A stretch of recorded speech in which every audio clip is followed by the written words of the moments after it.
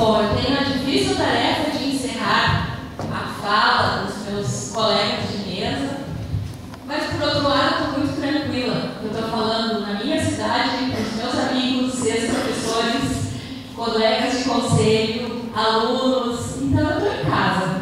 Estou bem à vontade para conversar com vocês e com a honra de socializar um pouco do que estudo, que eu estou diariamente envolvida, que é nessa área do envelhecimento.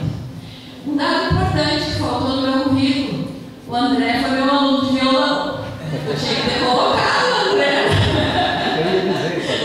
Quando ele me encontra, ele lembra, minha professora. Então isso é muito bom, estar aqui, me sentindo próximo de amigos, e agora uma grande também, assim, afinidade com o Eduardo do SESC, que quando ele falava, vinham os autores na minha mente, mas isso é a fala de tal fulano, e ele, pá, botava lá. Aí eu anotei aqui, a Gita Debert falou isso, e ele, pá, falou na Gita. Eu disse, poxa, mas nós estamos falando, né? E estudando os mesmos autores, que bom. Isso é sinal que estamos, tanto o SESC como nós aqui na Unicinos, trilhando caminhos que se aproximam e que, de certa forma, estão fazendo a diferença. Então, o Eduardo falou nas velhices, que hoje a gente não caracteriza mais ser velho é assim, né? Ser velho tem que ter essa postura, essa vestimenta, essa conduta. Hoje, as velhices se manifestam de formas bem diferentes, como ele falou. E aí eu já trago aqui para São Leopoldo. Nós também não prevíamos que a nossa cidade ia estar vivendo atualmente com essas velhices diferentes. E nós também, não imaginávamos que os desafios iam ser esses. Então, reforço o que a doutora Solange traz, de que velhices nós estamos agora projetando e nos preparando para as velhices que vêm na nossa cidade, na nossa realidade. Por isso, os movimentos importantes, como do Instituto, como do Conselho, que também faz a sua carta nesse movimento. Então, são velhices que temos na nossa sociedade e que estão, ainda bem, se manifestando. A gerontologia, então, traz que o processo de envelhecimento, ele não é um processo somente físico, como os colegas também trouxeram, que é um processo natural, com perdas e ganhos. E aí vem a área que eu gosto muito de falar, que é, de certa forma, a minha referência, que é o tal envelhecimento bem-sucedido, que a Solange também citou. Isso é uma linha teórica muito importante e que nós estamos, então, tentando, nas nossas ações, no nosso dia a dia, trabalhar essa perspectiva de envelhecimento bem-sucedido. Mas o que é um envelhecimento bem-sucedido, já que existem várias velhices? É um envelhecimento natural e que algumas pessoas conseguem alcançar. Mas elas conseguem alcançar por questões genéticas, mas por outras questões também de aprendizado, de atitudes de vida, mais do que estilos de vida, são atitudes que essas pessoas têm, e muitas vezes de oportunidade de aprender a envelhecer, que infelizmente nós não temos. Eu falo para os meus alunos, livros sobre adolescente está cheio, né? Como é que é a adolescência, as mudanças biológicas, os hormônios, é livro para a mãe, é livro para o filho, é livro para toda a família entender esse processo da adolescência que é tão forte, tão importante. E livros sobre o processo de envelhecimento? São poucos. Poucos livros trazem conceitos de velhice super bem, essa plus máxima bem envelhecida, né? Ou a perspectiva da velhice numa situação de fragilidade, de doença e tal. Mas essas mudanças naturais que a vida nos apresenta são poucos. Poucos programas de TV, poucas informações para que a pessoa que está vivendo esse processo possa se identificar. Opa, eu estou passando agora por isso. Opa, agora, então, o que está escrito ou dito ali é algo normal. E são muitas vezes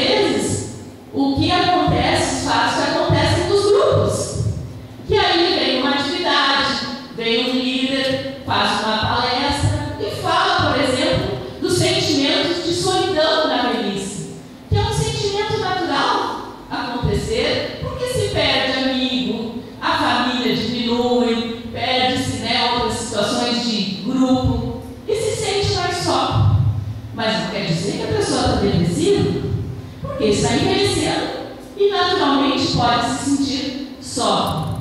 E aí o grupo vem e dá esse apoio. Não, mas isso é natural. Ou vem o psicólogo e dá uma ajuda. Outras questões naturais, que, por exemplo, não estão nos livros, são as questões, por exemplo, simples, do sono. É natural no processo de envelhecimento o sono mudar. O sono ficar mais leve, não ter aquele sono longo de horas. Daí me acorda de noite. E agora, Suzana, o que está acontecendo? Às vezes nem é o profissional, o próprio colega de grupo. Mas isso é normal de velho, a gente acorda, tem que ir lá fazer alguma coisa e não se estressar. Não quer dizer que está com insônia. E aí as pessoas vão amenizando, vão. Eu sei de umas que levantam e vão fazer faxina, porque aí tem a casa assim. Porque tira aquela preocupação, estou ficando doente, estou adquirindo insônia, será? Deixa o processo natural até um determinado ponto que estiver incomodando, buscar. Mas é porque a pessoa não sabe o que é envelhecer. Sexualidade nem se fala, porque é o mito, né, que a velhice é assexuada. E aí, quando vem qualquer manifestação ou alguma palavra, aquele lá passou do ponto, porque a pessoa também não sabe lidar com isso. E aí vem, como eu disse, o grupo, ou seja, quem for o apoio que vai poder contribuir ou não. Então, quando a gente sabe que o processo de envelhecimento ele é natural e que ele tem perdas naturais, mudanças naturais, isso naturaliza a velhice. Naturaliza no sentido assim, bom, então se é natural ter perda, mas tem a doença também. Mas na infância também tem doença, né, doutora? Tem o sarampo, tem a coqueluche, enfim. Então nós temos as doenças características da criança, doenças mais características dos velhos. Claro que com o envelhecimento, com essas perdas, há uma maior tendência pela nossa fragilidade, pela capacidade, né, de diminuição da imunidade, temos maior propensão, ainda mais quando esses anos se avançam. Mas, reforçando a fala dos colegas, velhice não é necessariamente sinônimo de doença. Outro fato do envelhecimento bem sucedido, então, quando a gente já sabe que envelhecer é natural, quando sabe-se que esse processo então é de todos, o que faz então alguém ter esse envelhecimento bem sucedido? Tem uma palavra de uma psicóloga brasileira, que é a Anita Liberale, que ela fala: o envelhecimento bem sucedido é um equilíbrio entre as perdas naturais da velhice e as potencialidades que a vida ainda me apresenta. Quando a gente consegue achar esse equilíbrio e se dá bem com ele, eu estou envelhecendo bem. Eu estou tendo noção de onde eu estou e o que eu posso fazer e o que eu não posso fazer. Ela fala na palavra adaptabilidade, que eu acho que vocês também trouxeram, né, a Nélia. Ou seja, eu tenho capacidade de ressignificar. E essas pessoas que conseguem, envelhecem bem, ou chegam mais próximo a esse envelhecimento bem sucedido. E não é só uma dificuldade dos mais velhos fazerem isso. Eu digo na aula, na graduação, a gurizada lá de 20 anos: não, professora, como envelhecer eu vou ter boa adaptabilidade. Isso aí é questão da velhice. Ah, é? Aí eu dou um exemplo bem dos tempos, de gerações. A avó de vocês tem dificuldade para aceitar que vocês vão no fim de semana para a praia com o namorado. Falo para as meninas. Às vezes a gente tem que falar: a avó é estranha, namorado, né, vai casar. Mas o pai e a mãe já deixam, né? O pai e a mãe já deixam, porque até acham legal a gente se conhecer, fazer o teste de drive. Tá. Então vocês não teriam problema. Não. Tá, e se tu, quando tiver tua filha e ela chegar: mãe, eu posso ir para a praia com a minha namorada? Não, professor, daí não sei, eu não estava preparado. Pois então, tem desafios.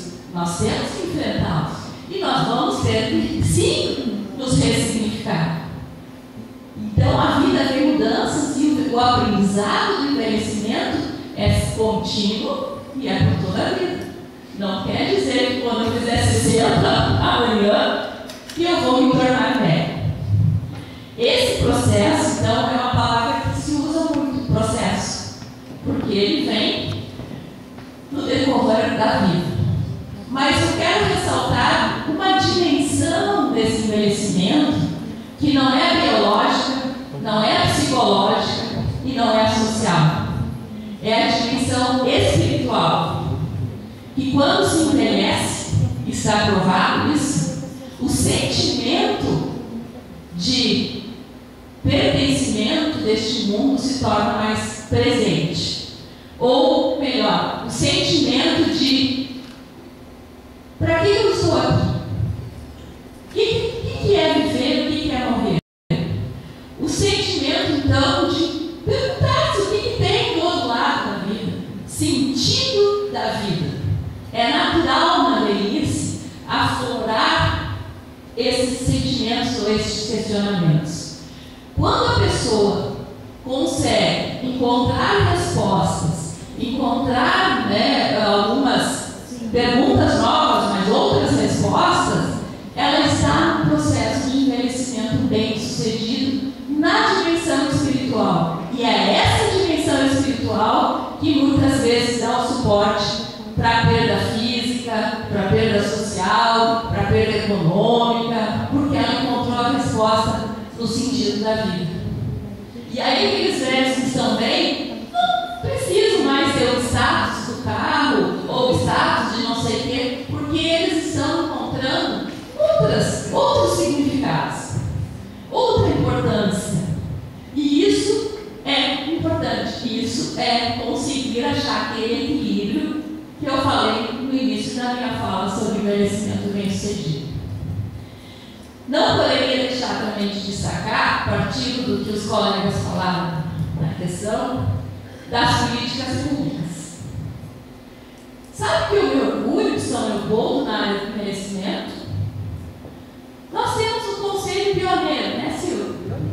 Nós temos um SESC ativo, nós temos um instituto que pensa para frente, nós temos um Unicinos que é referência nessa área, nós temos uma comissão brigando por uma qualidade de vida dos idosos asilados, e nós não temos nenhum escândalo em São Leopoldo envolvendo idosos até hoje. Vou falar baixinho. Né? De maus tratos, e o asilo estava lá, abandonado, ou seja o que for. Gente, isso é o que? Prevenção. Nós temos, nesses anos todos, atitudes, políticas, projetos de prevenção dessa situação demográfica aí que eles estão mostrando que é cruel, que é um processo rápido de envelhecimento e irreversível. Não tem dizer, não quero mais. Estão vindo e virão mais e mais velhas. Então, São Leopoldo, com muito orgulho, está com toda a sua dificuldade, conseguindo na área do envelhecimento segurar as pontas. Mas veja, tem o projeto do SESC, tem o projeto da Unicinos, tem o projeto das secretarias de esporte, da área social, tem as igrejas, gente, que trabalham bonito que o pessoal faz nos grupos de idosos, enfim. Então são pequenas, me desculpem que eu não posso citar todos, mas que a gente percebe que o idoso de São Leopoldo, embora ele seja invisível na nossa sociedade, e aqui muitas vezes também, mas tem pessoas, e hoje esse evento aqui é um exemplo. Nós estamos refletindo e fazendo prevenção para a situação da velhice fragilizada ou abandonada. Então, o desafio maior das políticas públicas é esse, da velhice bem-sucedida. Porque a velhice com doença tem o SUS, a medicina está aí trabalhando bonito, fazendo cura em mil e uma situação, curando câncer e tudo. Tá, e aí? E os que vivem bem? Vão fazer o quê? Onde é que estão as oportunidades para aqueles que alcançaram esse envelhecimento bem-sucedido? Então, esse é o desafio. Qualidade de vida para aqueles que estão chegando e para os que virão. Fechando a minha fala. Não é fácil esse desafio. inclusive eu, qual é o sonho da meninada dos adultos hoje? Morar em Floripa. E vai todo mundo para Floripa e vai sobrar quem? Para fazer o quê? Então, temos que deixar sim um legado aqui e deixar plantado boas raízes e boas sementes para que os frutos continuem sendo o melhor possível. Muito obrigada.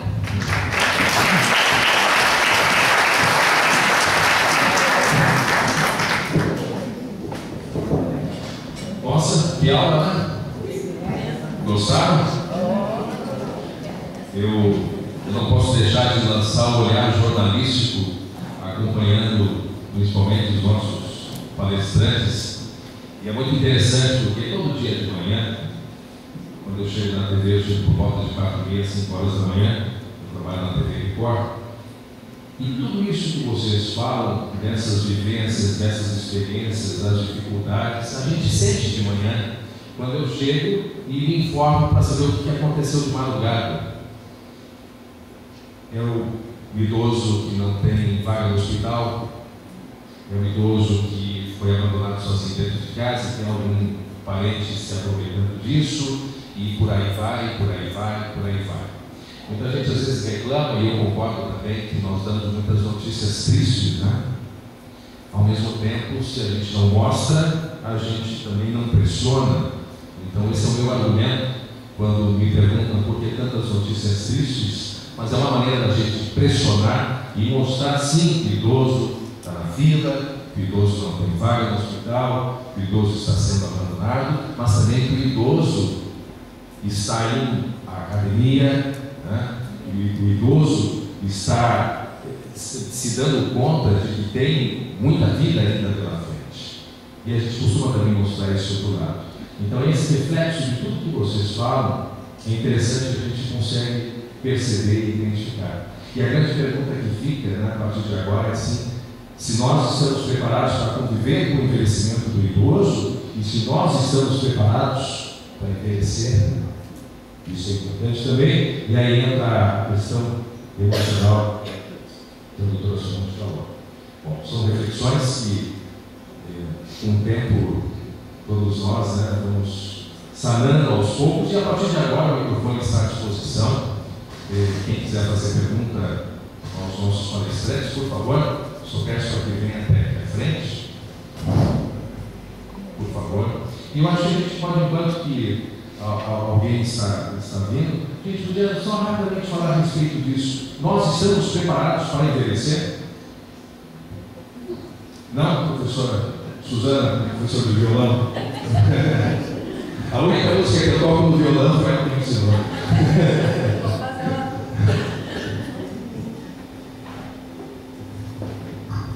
Eu disse que não, né? Porque velho é sempre outro. Velho é quem tem 15 anos a mais que a gente. Não importa a idade que nós temos. Um rapaz de 20 anos namorando uma moça de 30, nossa, aquela moça é velha para ele. Mas essa de 30 namorando de 60, nossa, ela é uma menina para aquele senhor de 60. Então a velhice está sempre no outro. Com preconceito junto. Preconceito junto e sempre quem tem um pouco a mais que a gente. Lá no Pro Maior eu vejo, às vezes eu chego para o pessoal: fulana, você não quer ir lá no grupo, lá fazer aquilo? Não, aquilo é coisa para velho. Mas só da tua idade.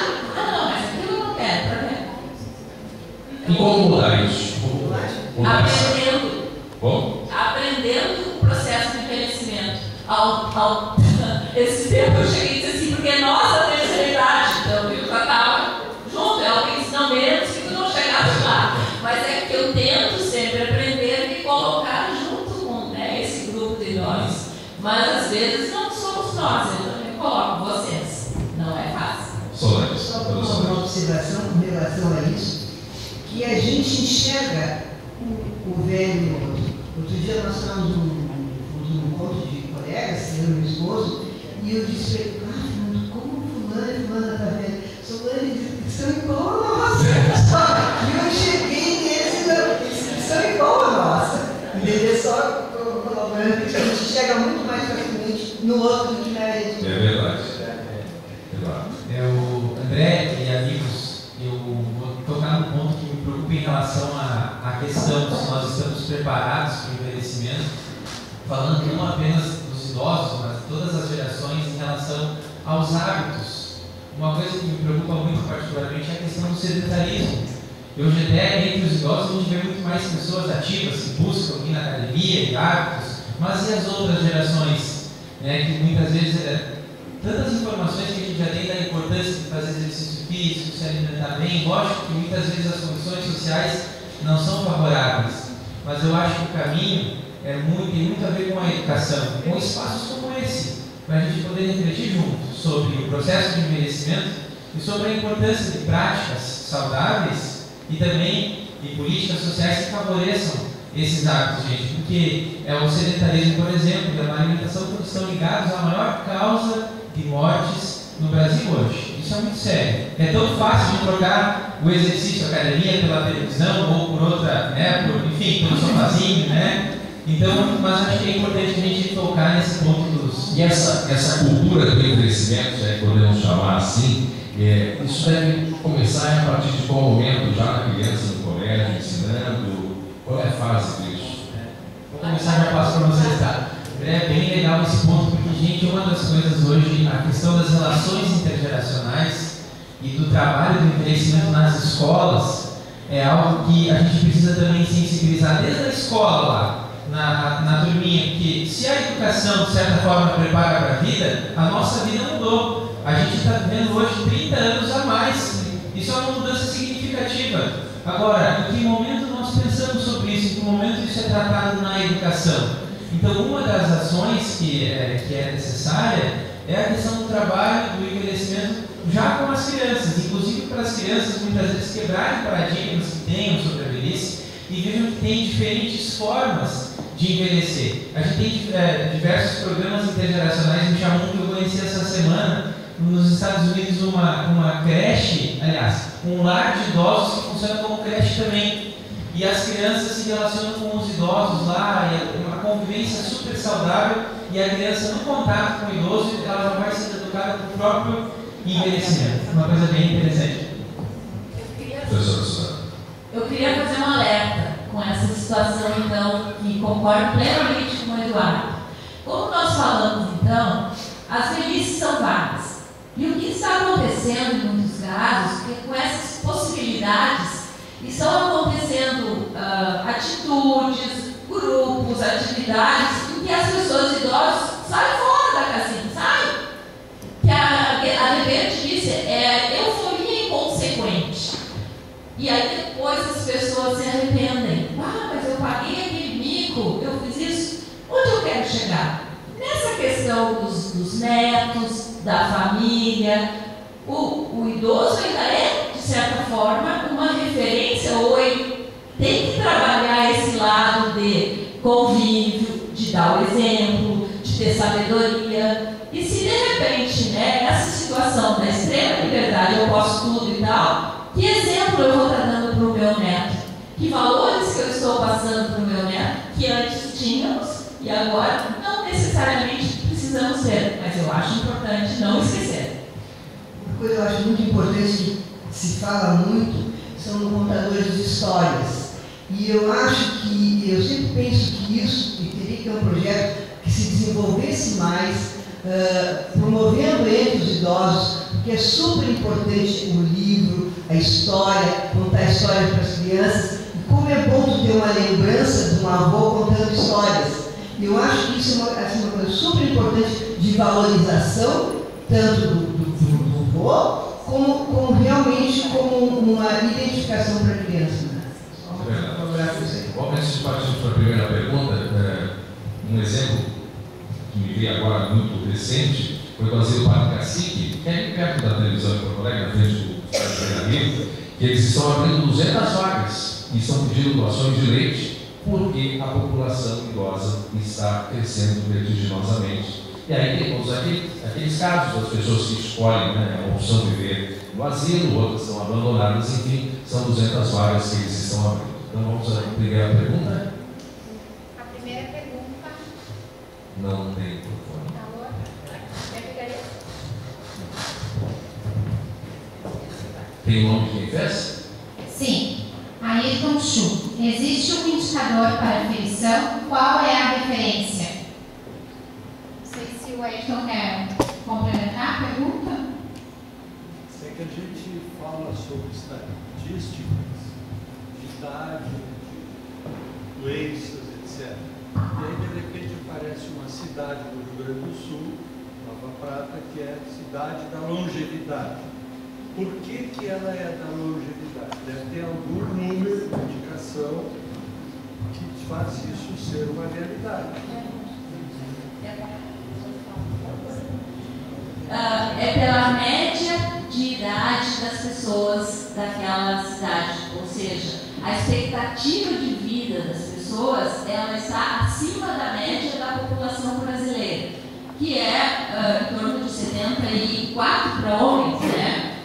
Só que aí, de repente, descobre-se uma cidade, que são várias, ali em Veranópolis, Nova Prata, no interior de Santa Catarina, no oeste também, e que a média de idade é 80, como no Japão, que é 82, média, né? Então, isso é surpreendente, isso é diferente daqui, que a nossa média é bem mais baixa. No Brasil, na média de idade é 74, quase 75 de mulheres. Mulheres vivem em média 7 anos mais que os homens. Aonde? No Rio Grande do Sul? No Brasil. No Brasil. E tem em São Leopoldo? São Leopoldo. São Leopoldo está na média. O que São Leopoldo tem de característica estatística é que é um município com poucos velhos. 10%. Lembrando que velho é idoso, terceira idade, acima de 60 anos para o IBGE. Né? Então, São Leopoldo tem uma população, aspas, jovem ainda. Taquari tem 23% da população idosa, ali do Vale do Taquari e tal, porque os jovens vão embora estudar e ficam na cidade grande e a população envelhece. São Leopoldo não tem isso. Ainda tem poucos idosos. 10% de quantos? 200 mil tem na cidade? Né? Isso tem a ver com universidade, próximo a grandes cidades? E também há uma migração de muitos idosos que saem de São Leopoldo, né? E vão morar fora, no litoral, na serra, e poucos vêm para São Leopoldo. Copacabana é o lugar do Brasil com a maior concentração de idosos por metro quadrado, porque muitos vão morar lá, depois é Camboriú. Olha só, interessante. Ainda nessa questão, até eu tinha entendido a questão o que pode fazer diferença para Nova Prata, né? Mas acho que foi os dois aspectos, né? A questão dos hábitos saudáveis, claro que faz muita diferença, né? Mas eu vi algo interessante, assim, que às vezes a gente não pensa, que é o fato de ter um projeto de vida. Sabe, a pessoa sentir que ela tem algo para fazer ainda, se sentir útil, ter um projeto, uma causa pela qual lutar. Tem pesquisas que mostram que isso é muito importante para que aquela comunidade, aquelas pessoas, vivam mais tempo. Esse é um fator interessante também. Lógico que os hábitos são importantes, tudo isso. Tem vários fatores, mas esse chama muita atenção. Ter um projeto de vida. Aquela pessoa que acorda de manhã e ela tem objetivos, ela tem metas, ela tem algo para fazer ainda. É muito debatida essa questão. Só colaborando, a questão do projeto de vida é extremamente significativa na depressão do idoso. Quer dizer, o idoso que tem projeto de vida, ele tem muito menos episódios depressivos ou muito menos depressão do que aquele que não tem projeto de vida. Então, relativizando o que é projeto de vida às vezes para o idoso. Essa semana, segunda-feira, tem feirinha orgânica ali. Eu vou, hoje é o dia da feirinha. Então, vou deixar de ir porque eu quero comprar um produto bom para mim. Quarta é meu grupo de câmbio. E isso, né, são metas mais curtinhas que de repente são mais fáceis de serem realizadas e dão sensação de conforto do que uma meta, muitas vezes, daqui a 10 anos eu vou morar lá numa casa maravilhosa. Aí vem a frustração. Pesquisa da longevidade, feita pela PUC em Veranópolis, foi surpreendente. Foram surpreendentes os primeiros resultados. O professor Moribuchi, que liderou, me comentou: Suzana, As primeiras análises da alimentação daqueles idosos longevos foram as nutricionistas se assustavam. Eles comiam muita quantidade, e errado, teoricamente. Elas levaram balanças pequenas para pesar, tiveram que levar balança de padaria, porque era muita comida. E aí foram ver o estilo de vida dessas pessoas. A cidade com lombas, as casas com o sótão e o porão, e para cima e para baixo, grupos de convivência, todos tinham, a horta, todos trabalhavam e comiam esse alimento, então tinha gasto energético para consumir tanta bebida. E o vinho, evidentemente. Mas o que faz essas pessoas viverem é esse aspecto social e uma alimentação então mais natural, embora em grandes quantidades. E um fato interessante e engraçado: os alunos pesquisadores eram orientados a conversar com o idoso na residência. Eram questionários enormes que eles tinham que fazer. E de repente os questionários começaram a chegar mal, respondidos. Os alunos estavam se atrapalhando. O que houve? Os alunos começaram a beber vinho com os idosos e ficavam tchucos. E aí, para o vinho. Não tinha o hábito de beber e os idosos bebiam com a maior tranquilidade. Tá ótimo. Delícia. Obrigado. Mais uma pergunta, então, para terminar. Foi dito que o maior desafio na atenção à pessoa idosa é construir para que, apesar das limitações possíveis, elas possam descobrir possibilidades de viver sua própria vida com qualidade máxima. E parte da dificuldade das pessoas idosas está mais relacionada à cultura, que as valoriza e limita. Pergunta: de que forma se entende que o idoso de São Leopoldo é atendido em sua integralidade, quando, por exemplo, os próprios profissionais de saúde não entendem o processo de envelhecer? Volto à questão da educação. Falta conhecimento para a família, como muitas vezes foi colocado aqui na nossa fala, e bem alertado para os profissionais. Às vezes o profissional está fazendo uma conduta inadequada e ele nem se dá conta. Ele acha que está certo. Porque eu gosto tanto do vovozinho. Mas primeiro, ele não é teu vô, é chamado de vô. E segundo, porque é o vozinho ainda. Então, é só uma abordagem que ele já está fazendo inadequada. E ele não sabe. Já então, fragiliza, né? Já fragiliza na abordagem. E eu atribuo muito ao desconhecimento do profissional. Não quero crer que seja má vontade. Eu acho que o idoso tem uma característica, por exemplo, o idoso no consultório médico, ele não quer falar só dos seus sintomas. Ele vai querendo falar um pouco da sua vida. Ah, doutor, pois eu vim aqui porque a minha neta passou no vestibular, porque o meu filho não sei o quê, porque o meu marido está muito doente. E muitas vezes, por falta de preparo do nosso profissional da saúde, ele não quer ouvir isso. Mas o que está lhe doendo? O que está lhe incomodando? A senhora se restrinja a isso que eu estou lhe perguntando. Eu já assisti isso. Tá?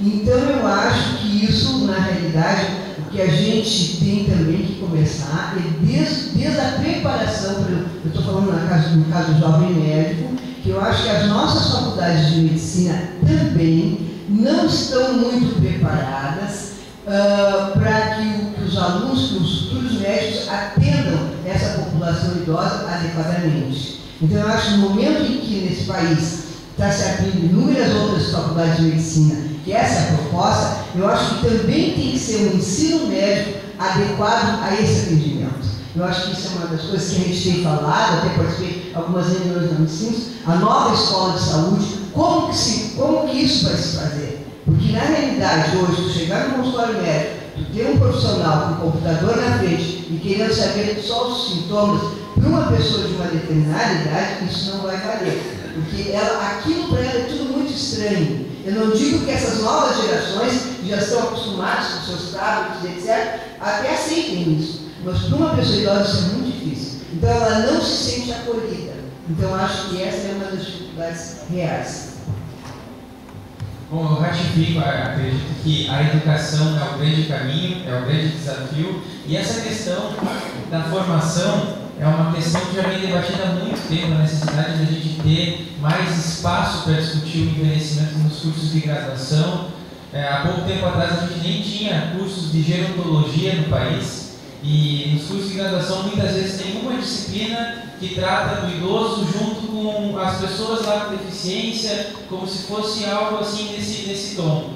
Então a gente ainda precisa avançar mesmo nessa questão, e acho que espaços de educação é um caminho, como espaços como esse. Talvez quem esteve aqui hoje vai para casa, vai comentar com seus familiares, ampliou um pouco o seu conhecimento sobre o processo de envelhecimento, vai multiplicar as ideias. Então a gente quer plantar sementes. Não tem outro jeito, tem que ser um passo de cada vez e plantar uma sementinha por dia. Em espaços como esse, nas universidades, nas escolas, né? Então acho que é o caminho mesmo que a gente tem que seguir para poder vencer esse desafio. Não sei se a rede pública aqui de São Leopoldo tem algo nesse sentido, doutor Ilarberg, que faça algum trabalho específico com um profissional da saúde para atender o paciente de mais idade, algum programa específico tem nesse sentido? Não sei se alguém saberia me informar.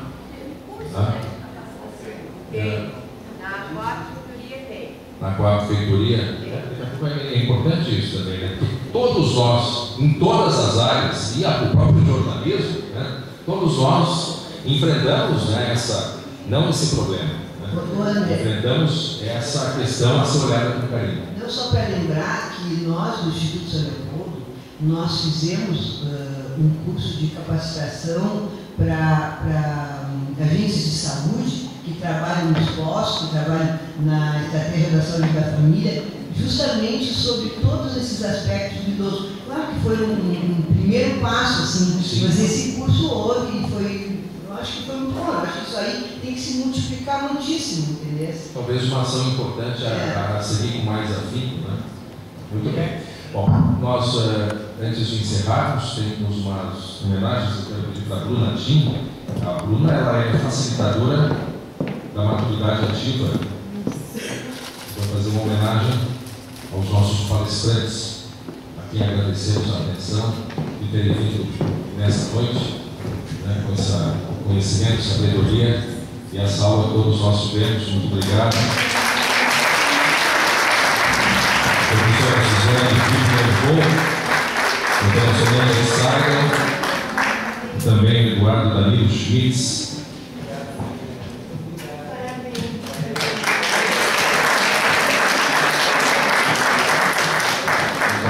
Em nome do Instituto, bem do SESC, muito obrigado pela presença de vocês.